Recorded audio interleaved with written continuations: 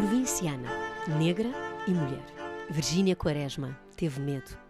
Esta trindade trazia implícita uma sentença de morte. Não se livrava da violência dos olhares, dos tons de desprezo, paternalismo, superioridade, ferozes carrascos com que teria de se entender. Avançou por diante e outra coisa não fez, ao longo de toda a vida, se não ganhar consciência de si mesma e do seu papel. Ser feminista é a minha única carta de recomendação, o meu único título de glória no mundo intelectual.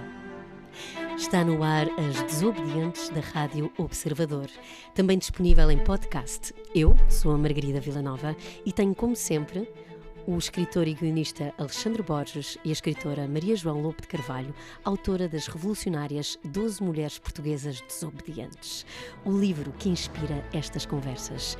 Alexandre, Maria João, se o lugar de uma mulher na Revolução, o da nossa desobediente número 9, era mesmo lá na frente, a relatar os acontecimentos.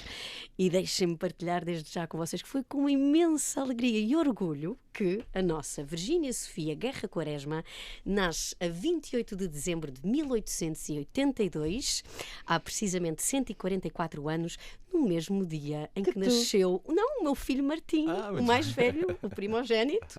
Ou pronto, por outras palavras, foi ele que veio ao mundo no mesmo dia em que a nossa revolucionária... Com muito orgulho. Exatamente. Qual é o signo? Capricórnio. Claro que Capricórnio. Só podia ser. Capricorniana, pois. O ascendente então ainda diria Mas mais. olhem, por acaso tem graça o nome dela. Não acharam? Virgínia, Sofia, dois nomes de rapariga. Guerra, que foi a que ela mais fez. Quaresma, que deve ter sido o que ela menos fez. Menos praticou. O equilíbrio. É um equilíbrio absolutamente brutal. E nasceu em Elvas. Já não é a nossa primeira. Não é a nossa primeira. A nossa primeira era a nossa Adelaide Cabete. E nasceu depois de dois rapazes e de uma rapariga, portanto era a quarta filha, só que ela, as feições dela denunciavam logo a origem, não é? Ela era descendente pelo lado da mãe de escravos africanos. O pai, pelo contrário, é oficial de cavalaria do exército português, no tempo del rei Dom Luís, e que tinha uma visão um bocadinho mais aberta do que era suposto na época, tanto que achou por bem ela e a irmã estudarem, indo para uma escola primária, e os rapazes seguirem para militares, para a escola de regimento, que era uma coisa da época. Agora, ela de facto nunca gostou das brincadeiras típicas de meninas. Nem com a irmã Berta ela brincava muito. Ela vestia a roupa militar dos irmãos, que hoje em dia seria muito complexo, vestir roupa militar, como vimos na recente campanha.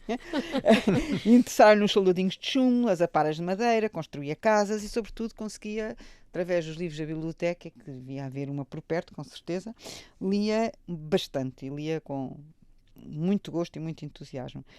Na verdade, foi aí, nessas brincadeiras de Elvas, que conheceu outra mulher que veio a dar muitas cartas nesta guerra do feminismo, que não tendo nascido em Elvas, porque nasceu em Setúbal, era a incontornável, agora batam os tambores, porque já falámos dela 1000 vezes, Olga Moraes Charmente. E hoje vamos falar Muito dela, mas só para introduzir um bocadinho, esta Olga Moraes Charmente é quase, eu acho que transversal a praticamente todas as mulheres que nós falamos.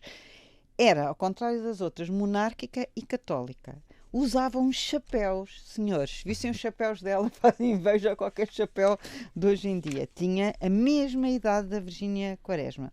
Foi casada aos 16 anos com um médico. Imagina, casaram-na, digo bem, aos 16 anos, só que ele morreu 7 anos depois.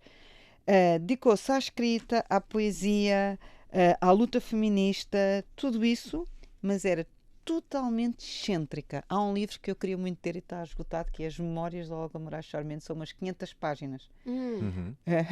E que muito gostaria, e ainda não desisti de ter esse livro. Portanto, ela era uma super oradora, era ela que dava sempre voz às causas das feministas e, de facto, cruzou-se com ódios e amores com elas todas. O encontro da Virgínia com a Olga Moraes Charmente deu-se em Elvas em brincadeiras de criança, ao princípio.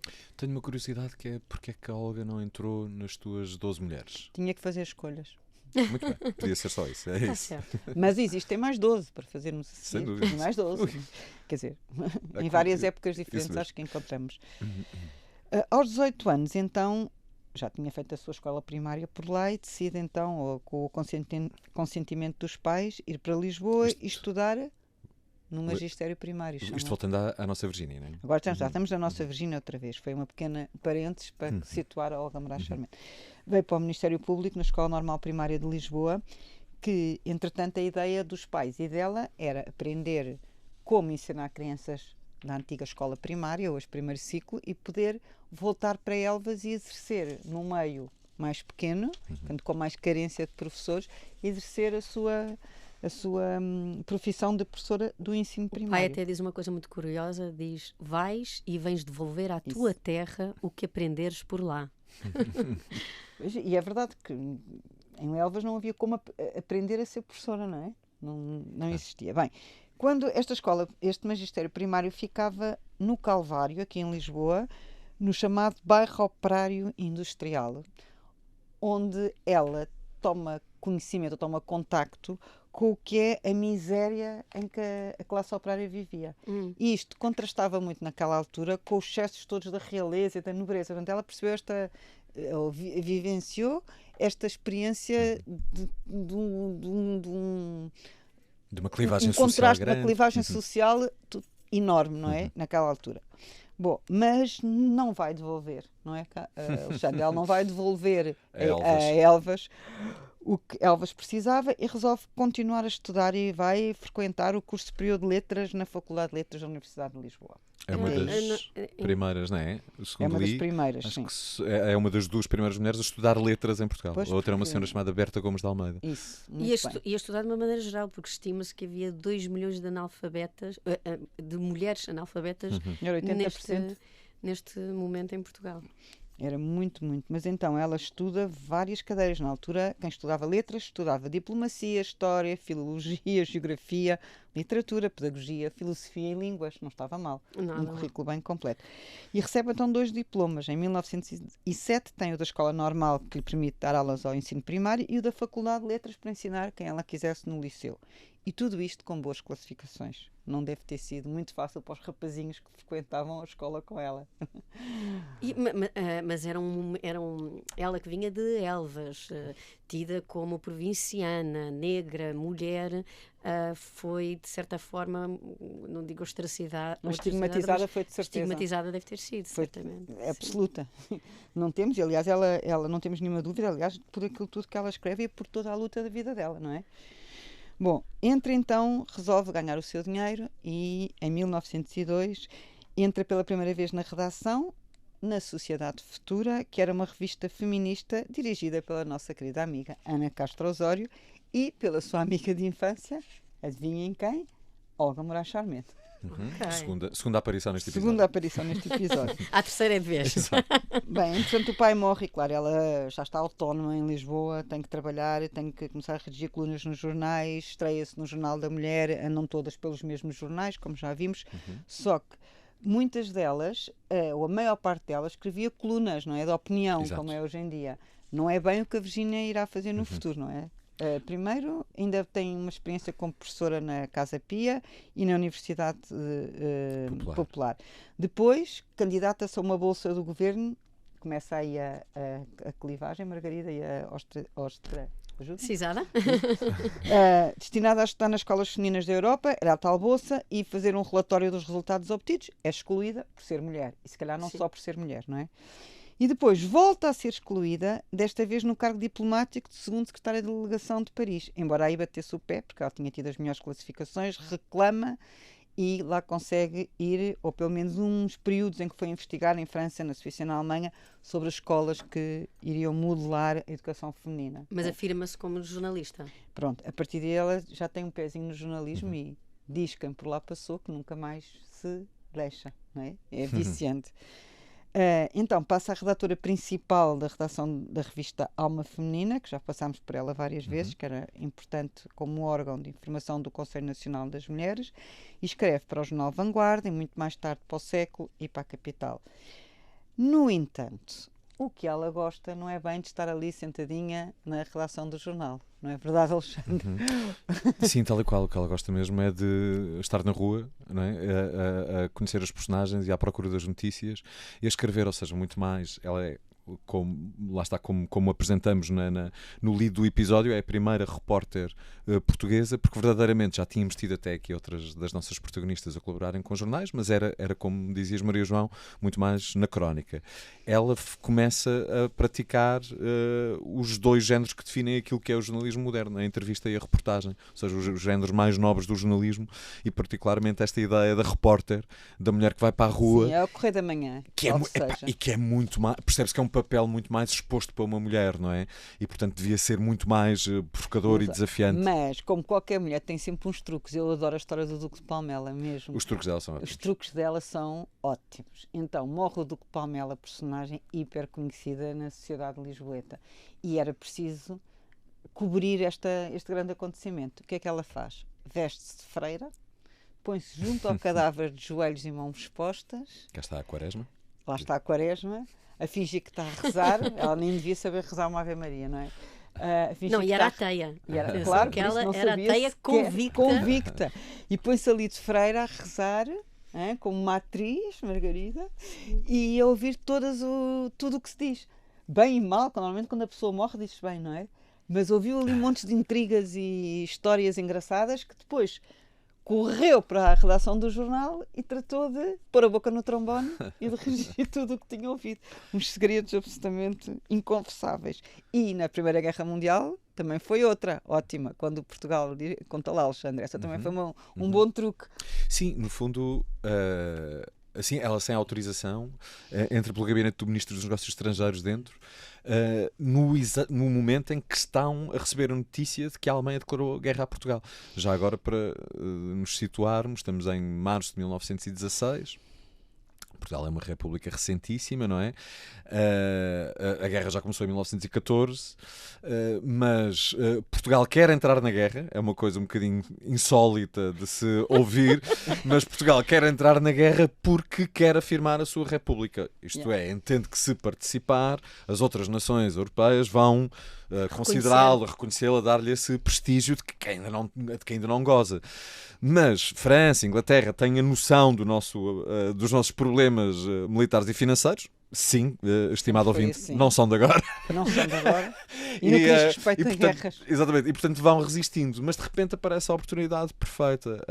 O Reino Unido, portanto, que já está, não é? Em guerra com a Alemanha, pede a Portugal, como são velhos aliados, que aprisione os navios mercantes, os navios comerciais alemães em águas portuguesas. E então, Afonso Costa nem hesita, tomam conta dos barcos e é assim à bruta. Tiram as bandeiras alemãs, içam a bandeira portuguesa em cada um dos barcos e, portanto, é um gesto muito, muito provocador. Eram 70 e tal barcos que estavam cá. E eles morderam o uísque e nós fomos para a guerra. Exatamente. E a Alemanha então declara, aliás, ler a declaração de guerra alemã é algo do género tipo, nós estávamos a tentar que não, nós dissemos a ninguém, mas pronto, depois disto vai ter que ser. Pronto. E é verdade, também justiça seja feita. Já havia guerra entre Portugal e a Alemanha em África. Sim, em África é? A Alemanha já disputava as colónias ultramarinas e, portanto, aí já havia essa tensão. Portanto, aqui vai começar a guerra e a nossa Virgínia, que se infiltra no Ministério dos Negócios Estrangeiros, ninguém desconfia de que ela seja uma jornalista, porque não há jornalistas mulheres. Claro. Exatamente. O que é que está lá a fazer uma mulher? Nada. Portanto, é ela que recolhe esta informação e será a primeira a dá-la ao país. E assim foi. E como é que ela era falada, comentada dentro das redações? Tinham imenso respeito por ela, sim, tinham, e sobretudo porque ela não estava ali sentada, não é? Ela ia para a rua com o bloco de notas, como ela diz sempre, ver o que é que acontecia. O homem que era a mulher que era espancada na rua, o outro que roubava não sei o quê, fazia tudo, o relato vivo e a cores em direto, os diretos, estão a ver, das ruas de Lisboa. Entretanto, junta-se ao Comitê Português na organização, muito importante isto, La Paix et le Désarmement pour les Femmes. O que é que isto é? No fundo, ele abre a secção feminista da Liga Portuguesa da Paz, da qual Olga Moraes Charmente era presidente da secção feminina. Ora, o que é esta Liga? A Liga Portuguesa era uma organização não governamental fundada em Lisboa em 1899, portanto, anterior a isto tudo, por iniciativa da escritora Alice Pestana, que também não falámos, tinha um anagrama no nome que era KL, como ela dizia, para escrever, que é as letras da Alice ao contrário. E na primeira Conferência de Paz de Haia, a Liga Portuguesa da Paz definia-se então como uma sociedade que era, atenção, destinada a propagar a doutrina da paz pela arbitragem, ou seja, era avessa aos assuntos religiosos e de política partidária e assumia-se claramente como não governamental a política não religiosa. Pronto, daí que elas tivessem entrado, em particular a nossa Virgínia Ateia, como nós dissemos. Durante a fase inicial era uma confusão de instabilidade política e ameaças de guerras aqui por todo lado, como vimos, daí o pacifismo. Porque havia uma parte da sociedade consistente que não queria que Portugal entrasse na guerra, não é? Havia essa clivagem. E então eram exatamente contra a exaltação dos militares, um movimento que agregou figuras importantíssimas da classe política portuguesa, por exemplo, o Bernardino Machado, o Teófilo Braga, o Sebastião Magalhães Lima. Portanto, toda esta gente, entre elas médicas, professoras, escritoras, mulheres da alta sociedade, da classe média, mulheres letradas, estavam unidas nesta causa comum que era o pacifismo. E, claro, quem? Olga Moraes Charmente, Adelaide Cabete, Virgínia Quaresma, Carolina Beatriz Ângelo, Branca de Conta Golasso, essas todas estavam deste lado do pacifismo. Pronto, basicamente foi isto. Isto é muito importante porque era, de facto, uma organização que juntava e unia muita gente contra a entrada da guerra. Estamos a falar ainda nos bastante anos antes, não é? Mas à medida que a coisa evoluía, esta sociedade existiu sempre e agregou pessoas de todos os géneros. Sim, acabou por desaparecer justamente quando rebentou a guerra. E pronto, claro. Perdeu a sua razão de ser, perdeu a sua razão de ser. Pronto. Em suma, para a nossa Virgínia, o feminismo era a consequência lógica do progresso da humanidade naquele início de século que tinha que se adaptar à realidade portuguesa. E, claro, havia aquelas exaltações ridículas que nós sabemos e falámos das mulheres defenderem que tinham que se vestir ao homem, que tinham que ter cargos de homem, que tinham que dar um murro na mesa, e nada disto era o que elas queriam. Elas queriam, através destes movimentos e desta regimentação, dar verdadeiramente impacto à mulher na sociedade. A 18 de maio de 1906, na Sociedade de Geografia de Lisboa, Olga Moraes Charmento apresenta formalmente o primeiro discurso feminista intitulado, justamente, O Problema Feminista. Virgínia sente-se atingida por um relâmpago. Em Raparigas, nunca nada houve entre ela e Olga, além de uma enorme amizade, mas agora um turbilhão de emoções novas abala. Tudo em Olga a atrai. Inteligência, espírito vibrante, audácia, gestos doces e voluntariosos, a voz. Apaixona-se com todas as fibras e recantos do corpo, coração e espírito. Seria este amor possível no ocaso da monarquia? Para descobrir na segunda parte das Desobedientes. Estamos a contar a história da primeira repórter portuguesa, Virgínia Quaresma. Mas estamos num ponto em que Virgínia não é bem quem narra os acontecimentos, é a protagonista da notícia. Maria João, quando o amor bate à porta... Morremos de amor, não é? Mas não é o caso. Esta viveu ainda mais empolgada na sua luta. Portanto, a juntar a tudo o que ela já tinha para ser discriminada, não era? Uma mulher negra, provinciana, mulher... que já não era bom, não é? Na altura dos tempos que corriam, e agora lésbica também, não é? Isto era uma condenação. E, enfim, tristemente, as mulheres não tinham sexualidade, segundo se dizia. A sociedade era para fazer filhos, queria-se procriadora e patriarcal. Portanto, a nova mulher da família burguesa, a chamada mulher-mãe, tem como dever servir o homem na função reprodutiva e ao mesmo tempo coabita com outro tipo de mulheres destinadas a dar prazer, as prostitutas. Ou seja, os homens serviam-se bem das mulheres, não é? Era bar aberto. Bom, ora ela fugia exatamente a esta regra social, não cumpria a função de reprodutora, não se quis casar e resolveu, de certa forma, assumir ainda que veladamente a sua condição de homossexual. Em relação a Olga Moraes Charmento, teve um triste fim, porque a Olga trocou por outra, foi para Paris durante 30 anos viver e ela teve o chamado desgosto de amor. Mas... Já aqui... agora, não, Olga, desculpa interromper-te, Maria João, só para contar, depois esse exílio, de facto, ela... também foge, quer à guerra, a Olga, não é? A Olga foge à guerra. Foge à guerra e à questão de ser homossexual em Portugal. Portanto, ela tinha ficado viúva há uns 5 anos, tinha amigas, não é? Tinha amizades, tinha relações não assumidas com mulheres, e vai para Paris para viver a sua vida à vontade. E vai viver Não com a todos esses baronesa. 30 anos, mas com a baronesa de Filha do Rothschild. não é? Helene de Van- Zuylen, não sei bem como é que se pronuncia, não é? Até Zuylen, com a Zuylen. Colette, sabes, aquela Com a escritora Colette, francesa claro, dos feminista romances, também. feminista, a Exatamente, Colette, que é uma das exatamente. minhas heroínas. É isso mesmo. Mas a baronesa vai ser mesmo a grande companheira dela. Aliás, Anos. a Olga vai salvá-la da Segunda Guerra, em 39, não é? Porque ela é Sim, que é judia. judia. Elas vão fugir para Lisboa e depois para Nova Iorque. Em passagem, como os Rothschild fizeram também. Isso mesmo, exato. E depois Muitos as ficaram por memórias de que falavas há pouco, as memórias da Olga Moraes Sarmento são dedicadas precisamente à Helene, À Helene. à baronesa. Quem não gostou nada disto foi a Virgínia. Pois não. Não sentiu-se Partilha o traída pela coração. baronesa. Não, mas ela teve mesmo a paixão pela Olga, pela minha investigação, foi o que consegui apurar. Entretanto, o estado de homossexualidade era considerado para muitos como psicótico. E aí entra em cena, muito tempo depois, mas entra em cena o nosso Prémio Nobel da Medicina, nosso primeiro Prémio Nobel, Egas Muniz. E Egas Muniz, que nasceu em 74 e viveu até 1955, neurologista, como sabemos, também já falámos nele como político, na altura do elevador. Exatamente, do golpe do Do elevador, golpe é do verdade. elevador. Mas em 1949 ganhou o Prémio Nobel exatamente pela leucotomia. O que é a leucotomia ou lobotomia? Cortar ou destituir ligações dos dois lobos frontais do cérebro com a ideia de tratar algumas doenças neurológicas graves, onde se incluem a esquizofrenia, a depressão, a psicose, transtornos de ansiedade e desvios sexuais. Ou seja, homossexualidade, hipersexualidade e fetichismos é para esquecer. Era um problema neurológico e tinha que ser intervencionado o cérebro da dita pessoa e tirado essa parte que lhe dava os desvios sexuais. E que parte era essa? Era esta parte, vamos cá ver quem é que sabe do cérebro, a parte...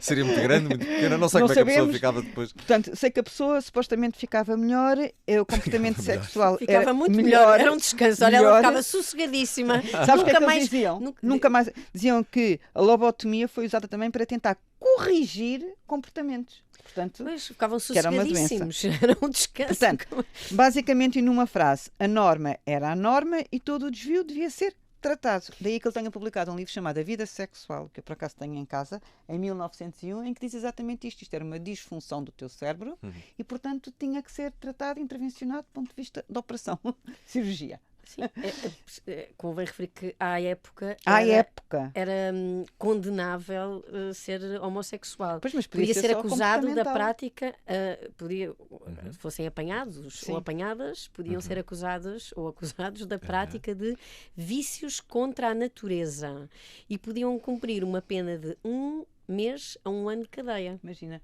Olha, a operação era destruir as ligações dos lobos frontais do cérebro. Pronto, já ficamos a saber se quisermos. Exato. Quem diria Se que era uma quisermos coisa que acabar fazia com mal. alguém. Exato. Exatamente. Se queremos calar alguém que esteja a incomodar um bocado. Não, mas era mesmo. Agora, como é que uma reação comportamental ou afetiva, ou o que tu quiseres, ou de atração sexual, pode ser alguma vez considerado um problema do cérebro? Acho extraordinário. Sim, Eu sei sim. que é à época, mas custa-me a perceber. Continua a ser chocante, não é? Não é? Custa-me. A sério, acho. E era o nosso Nobel, certo? Que, neste caso, que falavas o Pronto, livro. mas não foi Pronto, por era, isso. era o conhecimento Sim, científico. e ele natal, mas- ganhou o Nobel não pela angiografia cerebral, mas por este tipo de tratamento, de intervencionar no cérebro. Claro que hoje em dia Caramba. é completamente em Pois, claro. desuso, mas Já agora, acrescentava só que dos meus estudos que foram aqui mais para o lado da lei do que para o lado da ciência e da é medicina, parte da ciência. só em 1982 é que a homossexualidade deixou de ser crime em Portugal. 82? 82. Nem sequer é logo em 74. Só há a revisão do Código Penal em 82, com a primeira revisão constitucional, não é? E só nessa altura é que é alterado. Tinha havido ali uns aninhos de nada. Aninhos de nada não foram tão poucos, mas é engraçado como às vezes há estes retrocessos. No século XIX, entre 1852 e 86, portanto são 34 anos, tinha desaparecido a questão da homossexualidade. É em 86 que regressa e que volta a ser penalizada como crime contra a natureza. Não, desculpa, a questão de haver uma penalização, legal, não é? Pronto, era isto. Agora, que era o que a Maria dizia, a história do crime contra a natureza, não é? Vícios contra a natureza. E depois, portanto, só em 82 é que há essa revisão. E em 1982, portanto, há 43 anos, não é? 44. E mesmo assim continuou a haver até 2007 uma nuance para a questão dos menores. Isto é, sexo com menores homossexuais continuava a merecer um castigo. E um castigo, neste caso era uma questão penal, não é? Mas é curioso que era distinguido. Menores de outro sexo está tudo crime bem. E castigo. Avancemos então com a nossa desobediente. Portanto, imagino que não deve ter sido fácil para elas naquela altura e para eles, não é? Toda esta exclusão social que já tinha. Bem, na manhã de 5 de outubro, o Alferes Quaresma, nem mais nem menos do que o irmão da nossa Virgínia, estava na Rotunda. Onde é que ele podia estar, não é?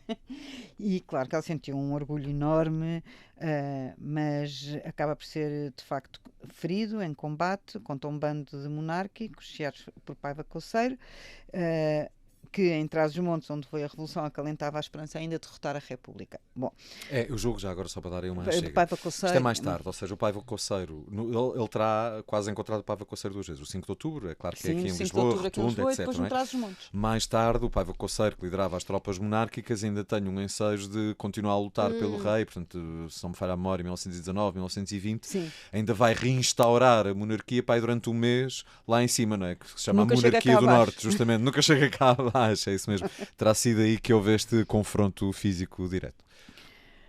E vai passando o tempo e ela, entretanto, cada vez está mais afincadamente como mulher repórter, já trabalha para o Século, como dissemos há bocadinho, já trabalha para a Capital, continua a bater-se porque a igualdade entre os sexos, a luta pela condenação da escravatura, que isso ela não é descendente de escravos, acho que foi bastante acesa nisso, pela inferioridade social da mulher, em particular da mulher negra. E ela, sobre a questão da votação, achava que todas as mulheres deviam votar, mas mais importante, que se deviam candidatar e poder ser eleitas em cargos públicos. Uau, mais à frente então. Estava mais à frente ainda. Mais à frente das outras. No meio desta história toda, ela convive com grandes vultos do jornalismo, entre eles Francisco Silva Passos, casado com uma senhora de seu nome Valvet, casal que vai ser importantíssimo. Só este nome percebes que vai ser importante. Valvet. Exatamente. Underground, não de brincar. Desculpa, é a minha cabeça aqui. Claro, a Margarida há bocadinho estava a perguntar como é que ela era vista nas redações dos jornais. Ela sempre foi recebida de braços abertos e sempre teve colegas verdadeiramente camaradas que a ajudaram em tudo e que, sobretudo, que perceberam que o crime podia ser uma grande escola de jornalismo propriamente da verdade, não é? Ela e o seu bloco de notas andavam por todo lado, como dissemos há pouco, à procura de assunto, e ela nem sequer se escondia através de nenhum pseudónimo. Não, isso é incrível, isso é uma das coisas que eu reparei. É das poucas, digo poucas porque das restantes desobedientes que temos vindo a falar ao longo destas emissões, quase todas se escondiam atrás de um pseudónimo e um nome masculino, e ela assina sempre com o seu nome. Aliás, ela nunca lhe faltou coragem e não aceita favores nem da República, nem da monarquia, não assina como pseudónimo, não abdica da sua liberdade e independência jornalística, não teme assumir posições singulares e radicais, escreve artigos, comentários políticos, reportagens. Eu acho todo este seu percurso assim, brutal, notável. É uma inspiração para todas nós, a coragem muito naquela corajoso. altura. Sim. Nós ainda hoje em dia há momentos em que tremem-nos as pernas e temos medo de ir para a frente da batalha, não é? Agora, e quando ela disse aquela frase bombástica que nós dissemos ao princípio, que ser feminista é a minha única carta de recomendação, o meu único título de glória no mundo intelectual, quando ela teve milhares de títulos de glória no mundo intelectual. E reparem que ela, ser feminista, é quase um guarda-chuva que abarca tudo o resto, não é? É assim uma arma poderosíssima. E ela disse em 1906, e depois na Assembleia Geral da Liga Republicana das Mulheres Portuguesas tornou a repetir. Era isto que ela, no fundo, achava. Só que, entretanto, achou que era mais seguro viajar para o Brasil, não é, Alexandre? Sim, ela também vai investigar uma história, não é? Quer dizer, Ai, não Ai, será é só- ótima é essa ótima. história. Olha, Aham. essa história para Vinga-nos mim a todas. é o exemplo do que de sororidade, de empatia feminina, de, sabes, quando as mulheres dão a mão a outras mulheres ou quando correm atrás, seja por uma questão de honra ou de proteção, e acho esta história maravilhosa. Conta lá, isto pela voz do Alexandre até fica mais bonita ainda. Não, eu dou só o lead também, não é? Ela vai investigar o homicídio de Anita Levy pelas mãos do marido, o poeta João Barreto. Agora tu, Maria João. Que depois de matar a mulher a tiro, portanto a dita Anita Levy, se pôs em fuga. Ora bem, para a sociedade àquela altura do Brasil, obviamente, coitadinho do senhor, não é? Sim, sim, não sim. tinha feito nada, se calhar até era psicopático, se calhar era... Não, e se calhar nem sabiam que tinha sido ele, Sim, para todos os coitadinho, efeitos. pá, Mataram-lhe não. a mulher, coitado. Não havia como ele ser castigado e condenado. Demorou anos, mas a nossa Virgínia não deixou Não o desistiu. assunto morrer, não desistiu até às últimas consequências, esteve sempre a tentar descobrir o criminoso. E descobriu, ele foi condenado, não sei quantos anos, para aí, se põe 10 anos depois Bem. disto, foi condenado, ficou atrás das grades e muito bem feita para ele. Mas não largou a causa enquanto Enquanto não descobriu. não o viu condenado. Mas o amor bateu à porta. No Brasil. No Brasil Eu o amor percebo. bateu à É mais simpático. Apaixonou-se por Maria da Cunha Zorro, uma grande poetisa, 10 anos mais nova do que ela, filha de uma mãe brasileira, de um pai espanhol, e aí ela decidiu mesmo ficar a viver no Rio de Janeiro, porque era, mais uma vez, impossível vir para Lisboa com a sua namorada, mulher, o que quisessem, mas ia presa, como há bocadinho falámos, das penas que ocorriam a estes, ou presa ou operada, não era? Exato. Mais A tarde, escolher, operada a à cabeça, escolher. mais tarde. Bom, e ela continuou ali, continuaram as duas, sempre a fumar imenso, procurar todas as histórias, procurar roubos, conspirações, denúncias, corrupção policial, entrevistava toda a gente, até mesmo o nosso Pinheiro Machado, um dos políticos mais influentes da República Velha no Brasil, que não dava entrevistas a ninguém, pois deu à Virgínia Quaresma. E bom, e ficou conhecida no Brasil todo pelos jornalismos e muito em voga na altura os ditos saraus, que já todas falámos aqui várias vezes, elas tinham os seus saraus poéticos, tanto em Paris então era muito evidente, em Portugal, em Lisboa também, mas mais modesto, aqui no Brasil devia ser ao nível do calor tropical, imagine-se, não é? Devia valer tudo. Bom, era música, era dança, era troca de ideias, era recitar poesia, era representar, era jantar, era álcool, era tudo quanto vale. Liberdade, numa só palavra. E uma vez por ano ela vinha de férias a Lisboa. Onde é que se instalava? Na Pensão Moraes, no Parque Meyer, aqui em Lisboa. Contudo, esta fase foi brutalmente interrompida, mais ou menos em 1917, quando a Maria Zorro morre. E ela regressa a Portugal. Aí, vinda para Portugal, e durante a Grande Guerra, não era mulher de ficar parada, não é? Porque estava sozinha, estava de luto, mas inscreve-se na Cruz Vermelha para acompanhar o exército francês. Então ela vai relatar, à sua boa maneira, tudo minuciosamente, a construção do hospital, as senhoras envolvidas, o serviço humano que prestavam e tudo mais. E, numa altura em que as finanças portuguesas não estavam propriamente no auge, em 1918, ela dirige a sucursal lisboeta da agência americana, que era mais ou menos uma agência telegráfica internacional que foi fundada no Rio de Janeiro, responsável pelas notícias publicadas nos jornais. No fundo, era uma maneira de conseguir financiar os jornais, como com os hoje chamados public-reportagens. Eu tenho uma marca, quero anunciar a minha marca, peço ao jornal Observador, faz-te conta, para fazer uma reportagem sobre esta minha empresa. Exato. E eu pago um X para ter um destaque nessa publicação. Foi com este truque das public-reportagens que ela conseguiu financiar alguns jornais.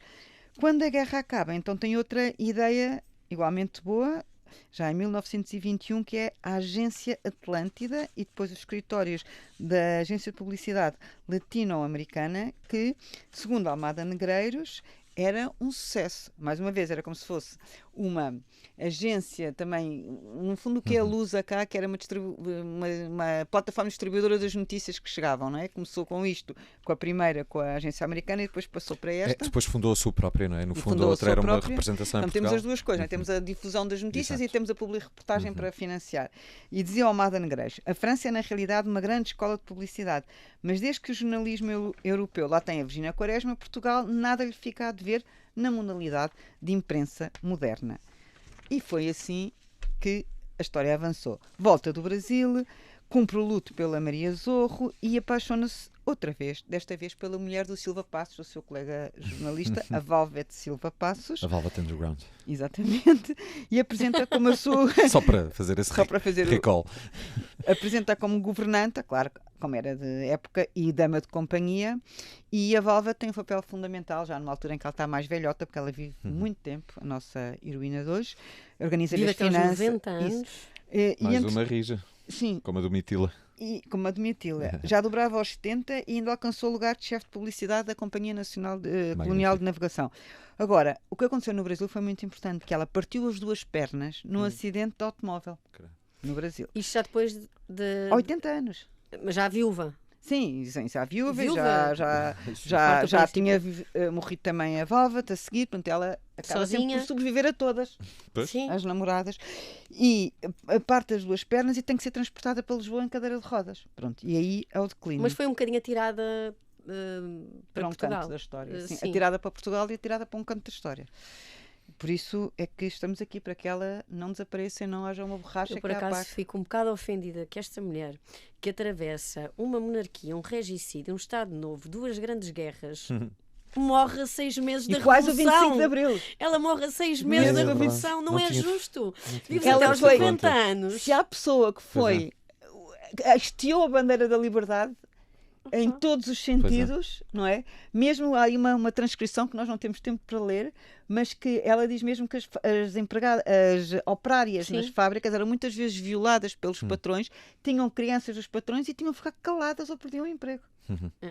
Portanto, só para verem o calibre do que é que era e do que ela denunciou, muitas vezes. Bom, passou a morar aqui em Lisboa, na Rua do Salitre, acompanhada pela irmã e por uma empregada que lhe dava banho, que a penteava, que a vestia, porque ela era muito coquete sempre, mas nunca mais saiu de casa. O que é que ela gostava? De ler os seus jornais, não gostava de ver televisão, achava que televisão não lhe interessava absolutamente nada. Lia os livros da Agatha Christie, recitava poesia, alinhava rascunhos para enviar aos jornais, continuou sempre a querer escrever. E numa frase só, resumiu toda a sua vida. Fui apenas uma redatora que amava o jornalismo e que vivia para a reportagem. Reparem a humildade que ela sempre teve ao longo da vida. Morreu a 26 de outubro de 73, Cá está. aos 90 anos, vítima de trombose cerebral. Não se percebe e estranha-se porque é que ela foi tão esquecida. Virgínia Quaresma amou a vida, amou intensamente as causas pelas quais se bateu, amou a sua profissão, amou quem quis e como quis. Não sabemos o que sentiu em 1958 ao receber a notícia, certamente pelos seus amados jornais, de que partira Irene Lisboa, escritora e pedagoga 10 anos mais nova do que ela, sempre incompreendida. Não é, porém, difícil imaginar que se tenha comovido e meditado enquanto mais sentido faziam então, naquele momento, os versos de Irene. Uma mão cheia de nada, outra de coisa nenhuma. A vida é demasiado breve para não ser desafiada. As Desobedientes continuam na próxima semana. Se gostou deste episódio das Desobedientes, pode seguir-nos nas plataformas de podcast, no YouTube e no site do Observador. O podcast As Desobedientes tem o alto patrocínio da Toyota.